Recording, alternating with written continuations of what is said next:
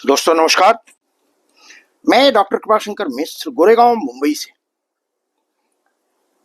दोस्तों अभी 14 सितंबर को हिंदी दिवस पूरे भारतवर्ष में या यूं कहें कि पूरी दुनिया में मनाया गया। मेरी भी एक रचना आप सब लोगों ने बहुत पसंद किया और अपनी प्रतिक्रिया से हमें अवगत कराया। आज मैं अपने कुछ छंद गांव की पृष्ठभूमि पर लेकर आपके सामने प्रस्तुत हुआ। जैसे ही गांव का नाम आता है तो हमारे मन में दो तरह की भावनाएं पैदा होती हैं, एक अभाव की और एक सभाव की। अभाव सुख सुविधा संपन्नता को लेकर के है और सभाव वहां की स्वतंत्रता, वहां का अपनापन, वहां का खुला वातावरण, वहां का स्वच्छंद जीवन और मस्ती में जिंदगी जीने का एक आनंद। आप जितना कर सकते हैं, जो कर सकते हैं, जैसे कर सकते हैं, पूरी स्वतंत्रता आपके सामने है। तो गांव की पृष्ठभूमि को लेकर के दो तरह की बातें मैं आपके सामने प्रस्तुत करूंगा। एक तो ये कि गांव के लोग जब शहर में आए तो शहरों की पूरी एक तरह से बुनियाद, आधार, भूमिका, प्रस्ताव, सारी चीजें उन्होंने शहर के जैसे गांव में विकसित करना आरंभ किया और धीरे धीरे धीरे ये करीब 40-50 वर्षों की यात्रा आज इस मुकाम पर पहुंची है कि गांव भी अब शहर के जैसा हो गया। तो गांव जब शहर के जैसा हो गया तो हमारे अतीत के जो हमारे स्वच्छंद वातावरण थे, जो हमारे उपवन थे, जो हमारे पशु थे, जो हमारे घरों के सामने पनघट थे, जो दालान थी, चौपाल थी, हरियाली थी, पेड़ लगे हुए महुए के, आम के, नीम के, बड़े बड़े वृक्ष, वो सब एक तरह से धराशायी हो गए, या यूं कहें कि पर्यावरण से हमारा मोह भंग हो गया। बस यही हमारा विषय बिंदु है कि गांव में जब हम जाते हैं अब तो वही शहर की ईर्ष्या, द्वेष, छल, कपट, यही बातें हम सब लोगों में मिलती हैं। तो सबसे पहला यह छंद आपको समर्पित करता हूं। गांव अब गांव जैसा कहाँ रह गया, गांव अब गांव जैसा कहाँ रह गया, लूटा श्रृंगार किसने है इस गांव का, गांव अब गांव जैसा कहाँ रह गया, लूटा श्रृंगार किसने है इस गांव का, चैन सुख शांति कोई उड़ा ले गया, चैन सुख शांति कोई उड़ा ले गया,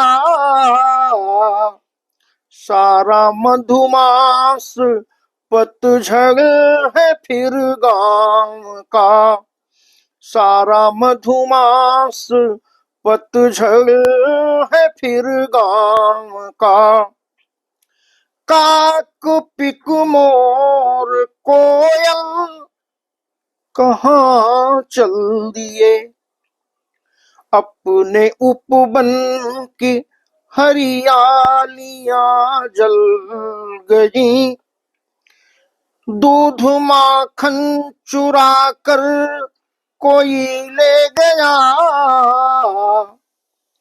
दूध माखन चुरा कर कोई ले गया, लूट कर ले गया अस्मिता गांव का, लूट कर ले गया अस्मिता गांव का। और यह दूसरा छंद आप इसे यूं देखें कि गांव के लोग जब शहर में आए, शहरी हो गए, और यही शहरी होकर जब गांव में गए तो गांव में किस तरह से परिवर्तन आया इस छंद में। गांव के लोग जब से शहर आ गए, गांव के लोग जब से शहर आ गए, सारे उपवन के वट वृक्ष कटने लगे। पर्यावरण को लेकर है। गांव के लोग जब से शहर आ गए, सारे उपवन के वट वृक्ष कटने लगे। खेत खलिहान परिवार चौपाल सब, खेत खलिहान परिवार चौपाल सब, अपनी कटुता में घर द्वार बंटने लगे। अब प्रकृति रो रही अपने श्रृंगार पर, अब प्रकृति रो रही अपने श्रृंगार पर। धूसरित धूल से आवरण हो गया है प्रदूषित प्रकृति का सृजन,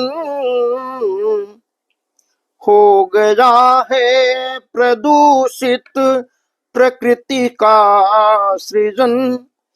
कोप धरती से मानो दहलने लगे, कोप धरती से मानो दहलने लगे।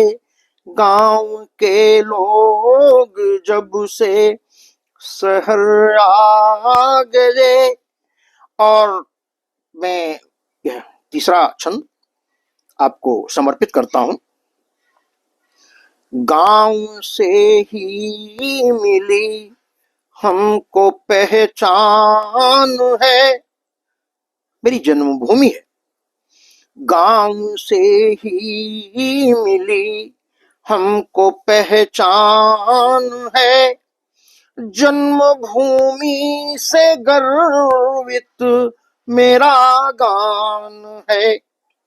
अपने प्राणों से प्रिय इसकी माटी लगे, अपने प्राणों से प्रिय इसकी माटी लगे। इसके माटी में बसती मेरी जान है, सामने इसके है स्वर्ग कुछ भी नहीं। मान सम्मान सर्वस्व अभिमान है, करता तनु मन विसर्जित इसी भूमि पर, करता तनु मन विसर्जित इसी भूमि पर। मुस्कुराता मेरा हिंदुस्तान है, मुस्कुराता मेरा हिंदुस्तान है। और अंतिम परिस्थिति में गांव का एक दृश्य देखें आप, शायद आपको भी वह जन्मभूमि, वह गांव की भूमि, वह अपने बचपन की भूमि, वह माँ पिता के संरक्षण में धूल में खेलने वाली भूमि, खेत खलिहान और चौपालों में स्वच्छंद होकर उन्मुक्त घूमने वाली भूमि आपको स्मरण आ जाए। लीजिए प्रस्तुत है। ताल पोखर नदी नार सब बह गए, ताल पोखर नदी नार सब बह गए, बाग बागान कानन कहाँ रह गए, अब न पगडंडियां रह गई गांव की, अब न पगडंडियां रह गई गांव की, नीम तरुवट रसालों के सब कट गए, छोड़ कर नींद अपना बिहग उड़ गए, छोड़ कर नींद अपना विहग उड़ गए, हीन आश्रय से पशु सब कहाँ चल दिए, गांव वीरान अपने मरुस्थल हुए, गांव वीरान अपने मरुस्थल हुए, गांव अब पत्थरों के शहर हो गए, गांव अब पत्थरों के शहर हो गए। ये परिवर्तन की ऐतिहासिक यात्रा जिसे तब और अब में बहुत सारे अंतरालों तक आते रहे हैं। कभी हम जाते हैं शहर से गांव या गांव से शहर, उनकी अनुभूतियां वहां से यहां ले आते हैं और यहां की अनुभूतियां हम वहां छोड़ाते हैं। दोस्तों, चलिए एक बार फिर से लौटें हम अपने गांव की ओर, जहां वही प्रेम, परस्परता, स्वच्छंदता, छल रहित, कपट रहित, स्वांग और ईर्ष्या रहित वही हमारा गांव का वातावरण पवित्र, पावन, जहां पर मधुमेह जैसी सुगंधित पवन बहती हुई पूरे हृदय को मदमस्त कर देती है, आनंदित कर देती है। जरूर सोचिए अपने गांव के लिए, अपनी मातृभूमि के लिए, अपनी जन्मभूमि के लिए, क्योंकि वही तो मेरी जननी जन्मभूमि है। इसी के साथ मैं अपनी वाणी को विराम देता हूं और आप सभी लोगों को नमन करता हूं। अगली रचना के साथ मैं फिर उपस्थित होऊंगा। कोई नई विषय वस्तु होगी, कोई नया विचार होगा, आप लोगों से साझा करूंगा। तब तक के लिए जय हिंद, जय भारत, धन्यवाद।